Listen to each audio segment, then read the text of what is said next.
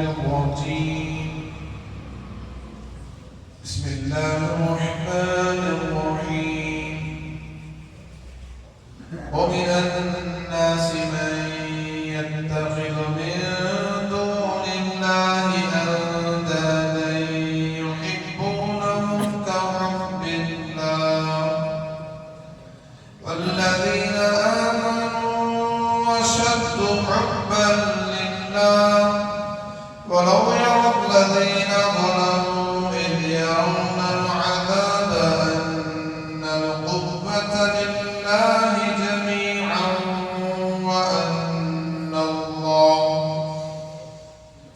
وأن القوة لله جميعا وأن الله شديد العذاب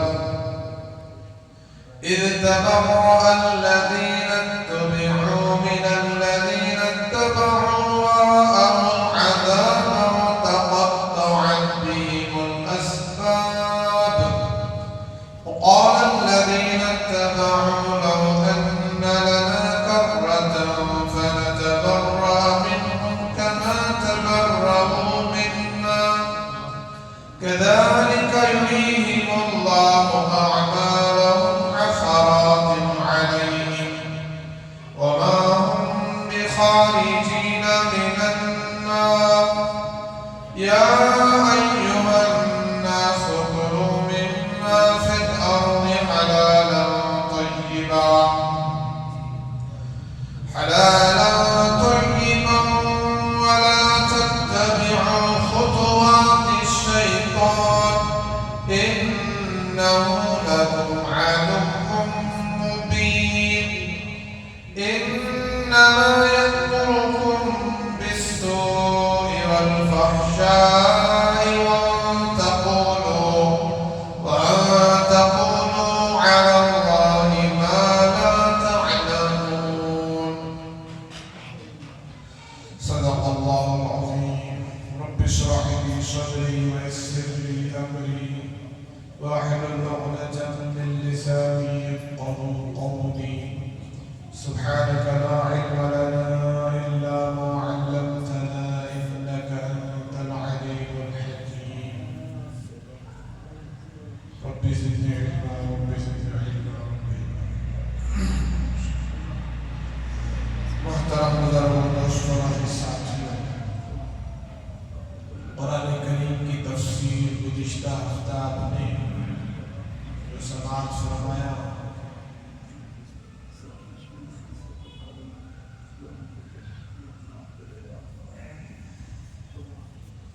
اللہ تبارک و تعالیٰ نے اس پوری کائنات کو اپنی قدرت سے پیدا فرما کر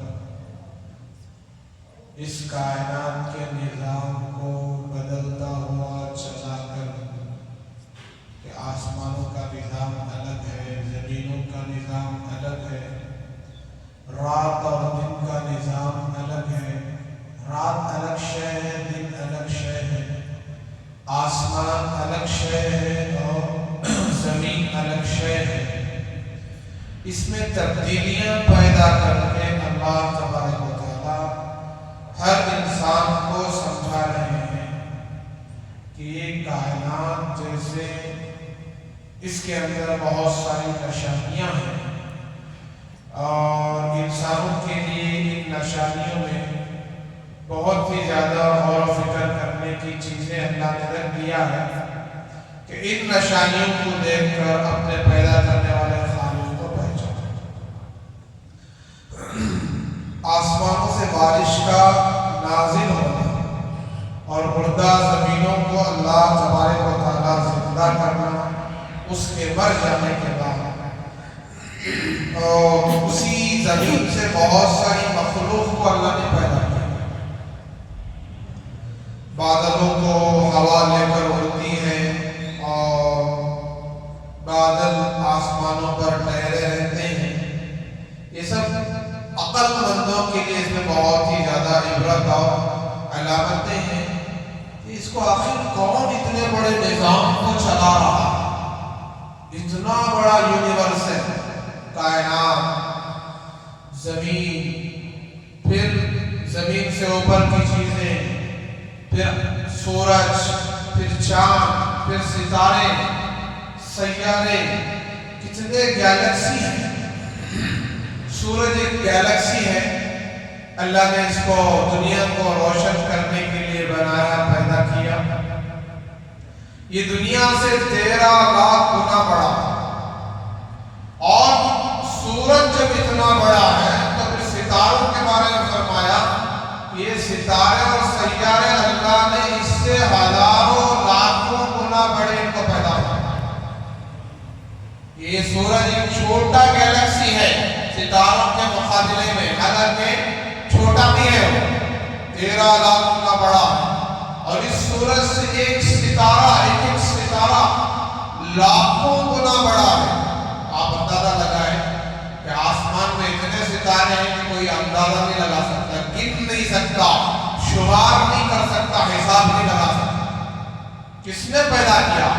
اس میں اتنی روشنی کس نے رکھا؟ کب سے چمک رہے ہیں؟ کروڑوں اربوں خربوں سال سے چمک رہے ہیں۔ ایک لائٹ، اس کی ویلیو اور اس کی لائف کتنی ہے؟ 1 سال، 2 سال، 3 سال، پھر خراب ہو جائے گا۔ یہ چھوٹا سا بلب ہے، چھوٹا سا لائٹ ہے۔ ایسے کتنے لائٹ مسجد میں سے لگ رہے ہیں، اور اللہ تبارک و تعالیٰ نے ستاروں میں جو چمک رکھی ہے کروڑوں سال سے چمک رہے ہیں، آج تک اس کی چمک میں کمی نہیں آئی۔ یہ اللہ کی قدرت ہے، کبھی انسانوں نے غور کیا اس پر؟ عقل مندوں کے لیے نشانی۔ سورج کتنا روشن کرتا ہے، ساری دنیا کو چمکا دیتا ہے، ساری دنیا کا اندھیرا ختم کر دیتا ہے، کروڑوں سال سے نکل رہا ہے، آج تک اس کی روشنی میں کمی نہیں آئی۔ کیا انسانوں نے سوچا اس نظام کو کون چلا رہا ہے؟ چاند کی روشنی کیسی روشنی ہے؟ تو یہ اللہ نے ایمان کی باتیں سمجھا۔ پھر آگے دیکھیے، اتنا سب کچھ سمجھا دینے کے باوجود اللہ ایک ہے، اس کائنات کا خالق وہ ایک اکیلا ہے، اسی کے قبضے میں ساری بادشاہت، قدرت، طاقت، قوت، خزانے، اور اسی کا حکم چلتا ہے۔ آرڈر صرف کس کا چلتا ہے؟ اللہ۔ آرڈر کس کا چلتا ہے؟ صرف اللہ کا۔ کائنات پر صرف اللہ کا حکم چلتا ہے۔ اللہ کے حکم سے رات ہو رہی ہے، اللہ کے حکم سے دن نکلتا ہے۔ تو یہ اللہ تعالیٰ سمجھا رہے ہیں۔ پھر آگے وَمِنَ النَّاسِ مَن يَتَّخِذُ مِن دُونِ اللَّهِ أَندَادًا، بہت سارے لوگ ایسے ہیں انسانوں میں جو ٹھہرا لیتے ہیں اللہ کے سوا دوسروں کو معبود خدا۔ اللہ اکبر کبیرہ، یہ کیسا جو ہے ان کا بدترین عقیدہ ہے۔ اللہ کے علاوہ بھی کوئی خدا ہو سکتا ہے؟ کوئی خدا ہونے کے قابل اور لائق ہے؟ اللہ پوچھ رہے ہیں من دون اللہ، اللہ کو چھوڑ کر اندادا جو معبود ٹھہراتے ہیں، یحبونہم کحب اللہ، ان نامعبودوں سے، معبودوں سے نہیں، نہ بولے تو خدا نہیں، لا معبود، نامعبودوں سے ایسی محبت کرتے ہیں جیسا کہ اللہ سے محبت کرنا چاہیے، جیسا کہ اللہ سے محبت کرنا ہے۔ اللہ ہمارے مالک، اللہ ہمارے خالق، ہماری رگے رگ کے مالک کون ہیں؟ اللہ ہے۔ ہماری آنکھوں کے مالک اللہ، زبانوں کے مالک اللہ، کانوں کے مالک اللہ، اور ہاتھ اور پیر، دل، دماغ، سر سے لے کر پیر تک جتنے اعضاء ہیں، ہر عضو کے خالق بھی اللہ، مالک بھی اللہ، خالق بھی اللہ، مالک بھی اللہ۔ لیکن یہ کیسے احمق ہیں، بے وقوف ہیں، عقل سے کام نہیں لیتے اور غور و فکر نہیں کرتے کائنات میں، اللہ کو چھوڑ کر پتھروں کو خدا مانتے ہیں، اپنے ہی ہاتھوں سے بنائے ہوئے پتھروں اور مجسموں کو کیا مانتے ہیں؟ خدا مانتے ہیں۔ اللہ کہتے ہیں کہ ان سے یہ بے ایمان ایسی محبت کرتے ہیں جیسے اللہ سے محبت کر رہے ہیں۔ کحب اللہ، گویا کہ اللہ کی محبت کی طرح ان سے محبت کرتے ہیں. لیکن آگے اللہ کہتے ہیں کہ خیر ان بے ایمانوں سے بھی کوئی لینا دینا نہیں ہے. ان کافروں سے، مشرکوں سے اللہ ان کا محتاج نہیں ہے، ان کافروں کا محتاج نہیں ہے. چاہے اللہ کو مانے یا نہ مانے، اللہ کا کوئی نفع اور نقصان ہونے والا نہیں ہے. یہ اللہ کو نفع اور نقصان کچھ پہنچانے والے نہیں ہے. ان کی تباہی ہے، ان کی بربادی ہے، یہ ناکام ہوں گے، خسارے میں جائیں گے. لیکن ایمان والوں پر اللہ تعالیٰ ایک ایسا عجیب جملہ بیان کر رہے ہیں کہ سنو ایمان والے کون ہیں. والذین آمنوا، جو ایمان والے ہیں، اشد حبا للہ، ان کے دلوں میں ساری دنیا میں جتنی چیزیں ہیں، تمام چیزوں سے، مال و دولت سے، اسباب سے، جائیداد سے، تمام چیزوں سے، ساری مخلوق سے زیادہ ان کے دل میں اللہ کی محبت ہوتی ہے. اس کی محبت رسول اللہ صلی اللہ علیہ وسلم سے محبت دوسرے نمبر پر، پہلے نمبر پر اللہ سے محبت، اللہ سے محبت، پھر حضور سے محبت. کوئی بندہ حضور سے محبت جو کر رہا ہے یہ اللہ کی رضا مندی کے لیے، اور دوسرا حضور سے عشق و محبت کیوں کر رہا ہے؟ اس لیے کہ اللہ نے حکم دیا ہے میرے حبیب سے محبت کرو. اس سے محبت کرو، میرے حبیب سے محبت کرو، ان کی سنت پر عمل کرو، ان کو اپنا نبی، پیغمبر، رسول مانو. اور اتنا ہی نہیں بلکہ اپنے ماں باپ سے زیادہ، بیوی بچوں سے زیادہ، ساری دنیا کی دولت سے زیادہ، سارے اسباب و جائیداد سے زیادہ کس کی محبت ہونا دل میں تمہاری؟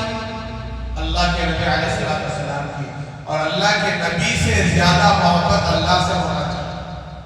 یہاں قرآن کی بات ہے، میری بات نہیں. والذین آمنوا، وہ لوگ جو ایمان والے ہیں، اشد، بہت زیادہ شدت کے ساتھ، بہت زیادہ شدت کے ساتھ، حبا للہ، محبت کرتے ہیں اللہ سے.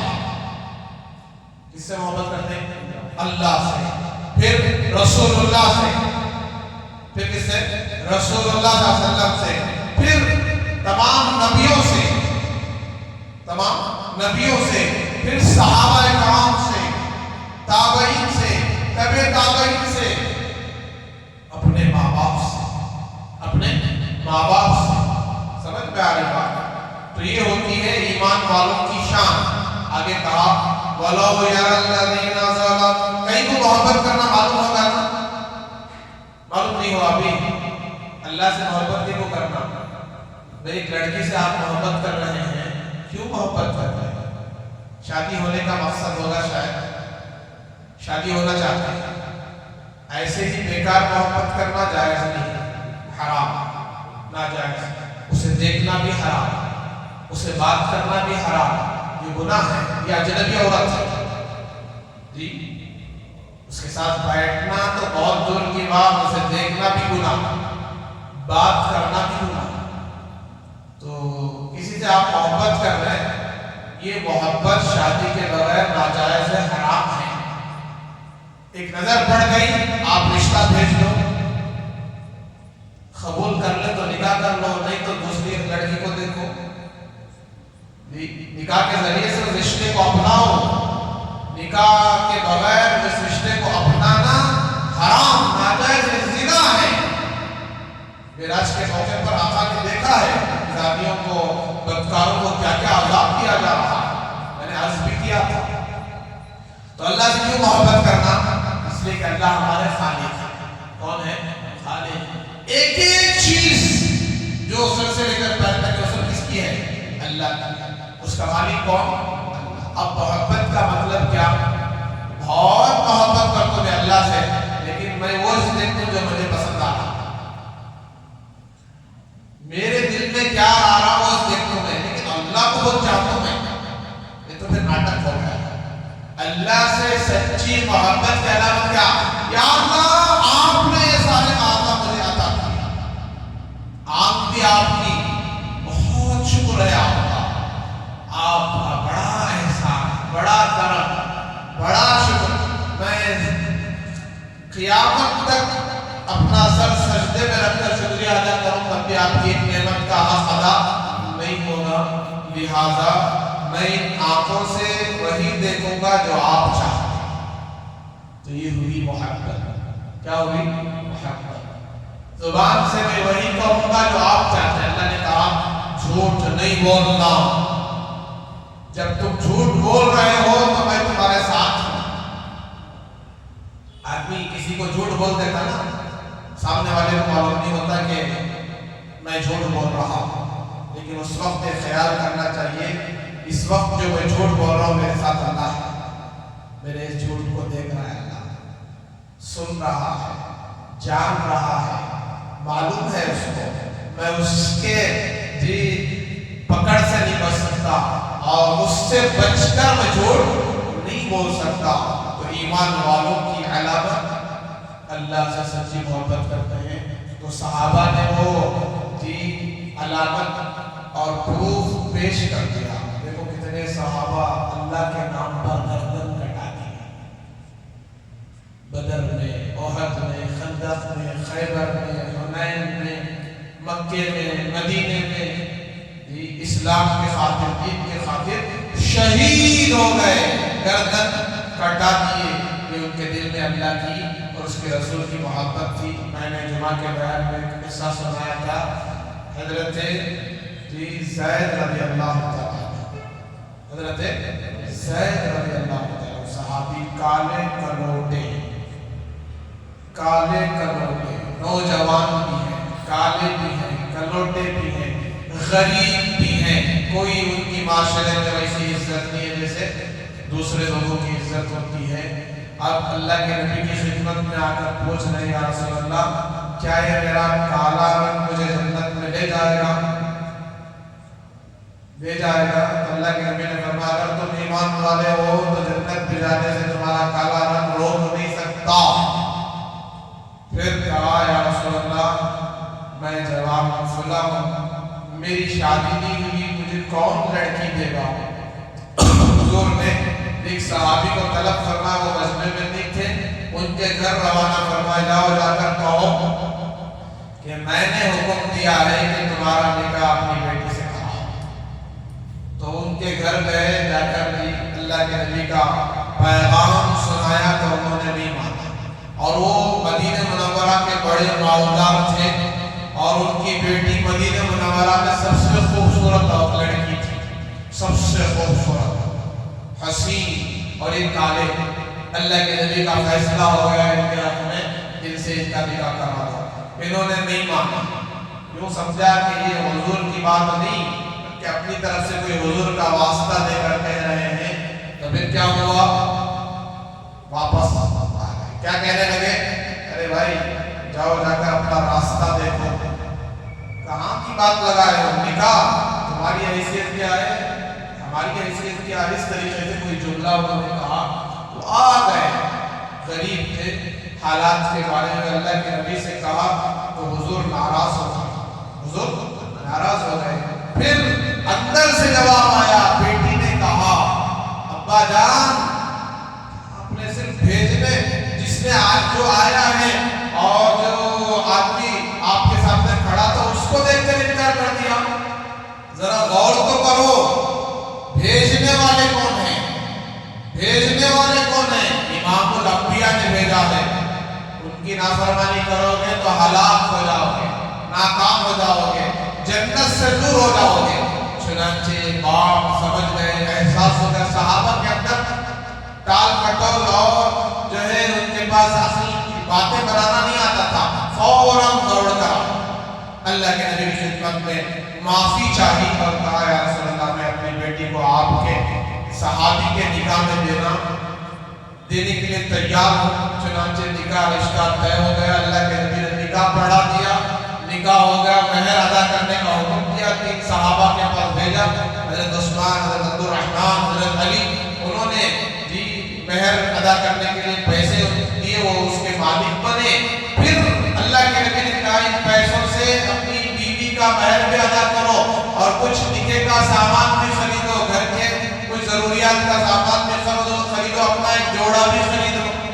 تو وہ گئے بازار، اللہ کے نام کی آواز آئی،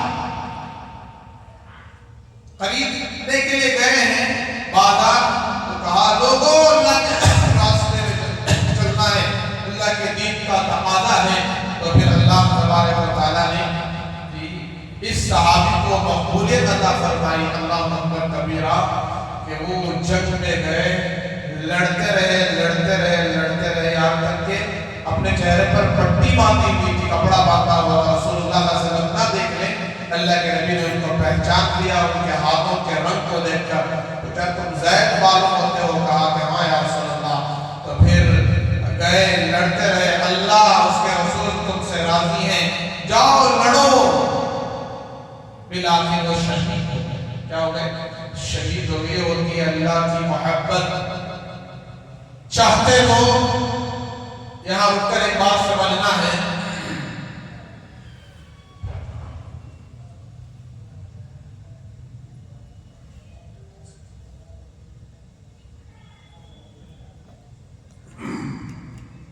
چاہتے تو کیا کر سکتے تھے؟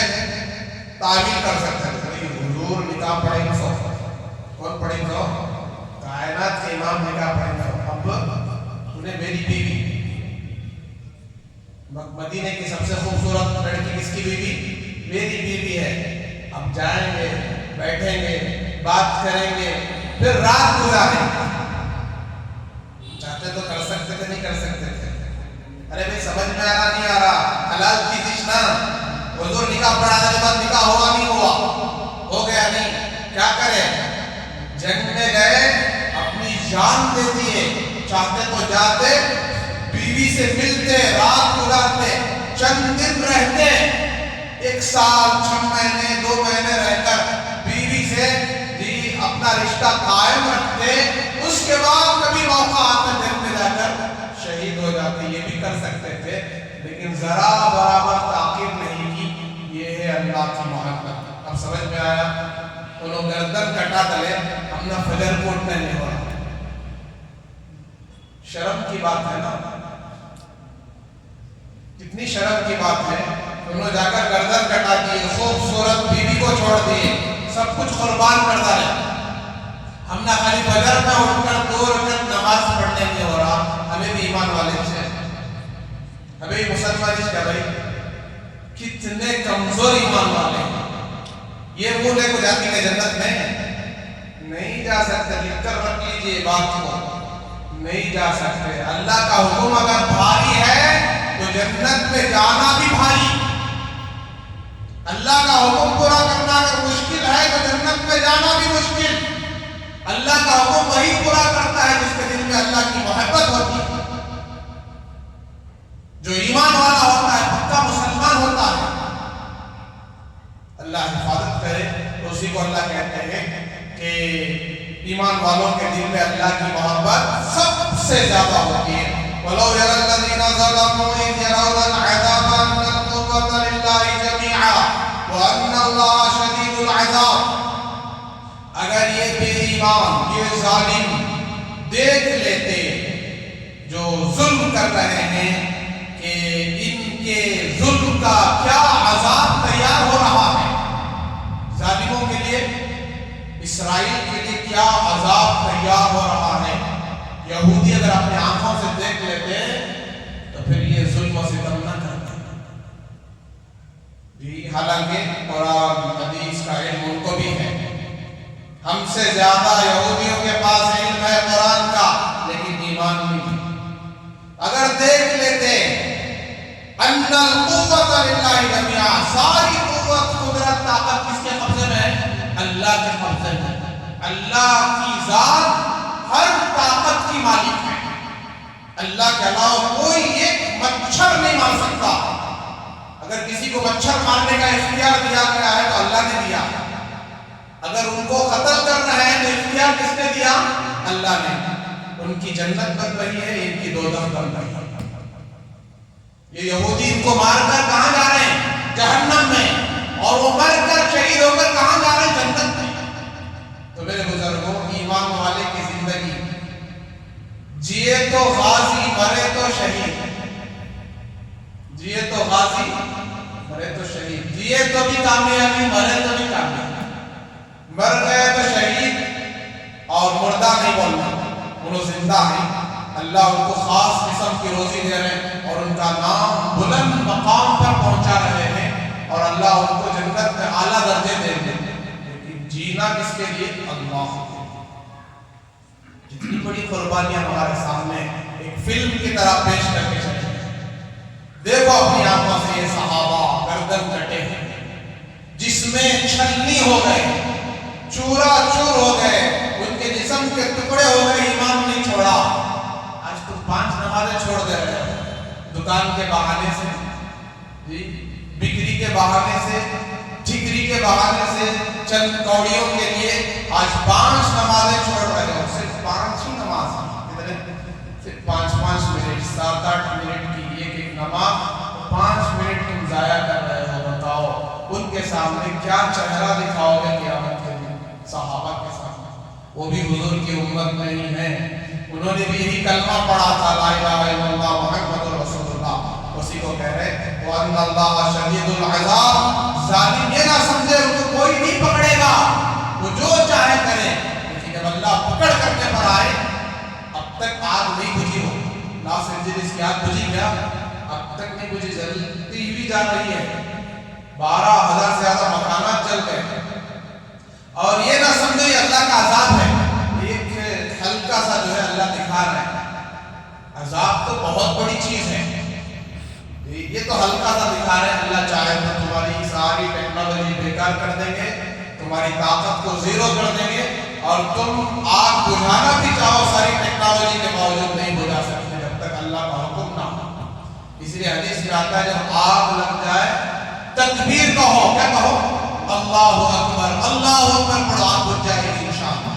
اب وہ بے حیائی کا ملک ہے، کفر اور شرک کا ملک ہے، زنا کا ملک ہے، اور پورا ملک نہیں ہے، ملک میں وہ ایک اسٹیٹ، اور اسٹیٹ میں وہ ایک شہر لاس اینجلس، وہاں جو ہے زنا، بدکاری سب کچھ ہوتی ہے، تو وہاں اگر پورے جتنے بھی ہیں توبہ کرنے، ایمان لائے، کلمہ پڑھیں، اللہ اکبر کی سزائے بلند کریں، جہاں سے آگ لگی ہے وہ سب بجھ جائے۔ یہ تکبیر کی برکت ہے، اللہ کی بڑائی ہے، کیونکہ اللہ بڑے ہیں، آگ بڑی نہیں ہے، آگ اللہ کے حکم سے لگی ہے، اور اس کو بجھانے والے بھی کون ہیں؟ اللہ ہی نے، اسی کو کہا۔ خیر اللہ تعالیٰ سے دعا ہے ہم سب کو اللہ تبارک و تعالیٰ اپنی بڑائی، اپنی قوت، اپنی طاقت کو سمجھنے کی توفیق عطا فرمائے۔ دیکھیے 2-3 آیتیں، اس کی تفسیر اتنی زیادہ ہو گئی، اللہ تعالیٰ ہمیں اس پر سمجھ کر اس پر 100% عمل کرنے کی توفیق عطا فرمائے، اور 100% اللہ کی محبت ہمارے دلوں میں اتار دے، اللہ کے ہر حکم پر عمل کرنے کے اللہ ہمیں توفیق عطا فرمائے، اور پوری مخلوق سے زیادہ، پوری دنیا سے زیادہ ہمارے دلوں میں اللہ کی محبت پیدا ہو جائے۔ اس کے لیے یہ تفسیر پہ بیٹھنا ہے، سننا ہے، سمجھنا ہے، اور اس پر عمل کرنا ہے، دوسروں تک پہنچانا ہے۔ وآخر دعوانا الحمدللہ رب العالمین، سبحان اللہ وبحمدہ، سبحانک اللہم وبحمدک، نشہد ان لا الہ الا انت، ونستغفرک